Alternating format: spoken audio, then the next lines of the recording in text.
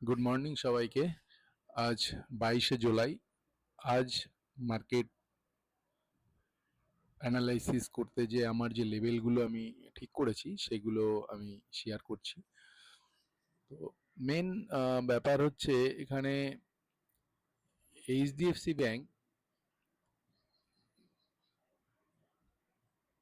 Banking সেক্টরে বা নিফটিতে ভালো একটা ওয়েটেজ রাখে। এইচডিএফসি ব্যাংক কিন্তু খুব স্পিডে পড়ছে এবং আহ, যেখান থেকে পড়ছে সেখানে এইচডিএফসি ব্যাংক কিন্তু আর একটু নিচে যাওয়ার সম্ভাবনা, যার জন্য ব্যাংক নিফটি কিন্তু পড়তে পারে, কিছু নিচের দিকে যেতে পারে এবং নিফটিও কিছু নিচের দিকে যেতে পারে, কিংবা এখানে সাইডওয়েজ মার্কেটে কিছুটা টাইম কাটাতে পারে।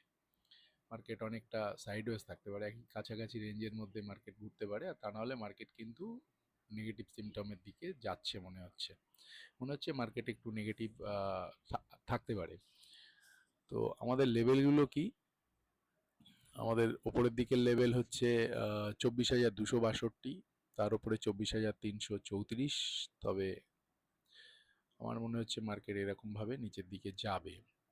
24,187, 24,135, 24,099, 24,072, তার নিচে গেলে 23,962।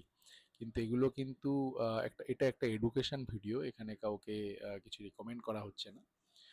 তো এগুলো লেভেলগুলো কতটা কি কাজ করে আমরা এডুকেশনের জন্য লেভেলগুলো ফলো করতে পারি। ঠিক আছে, থ্যাংক ইউ।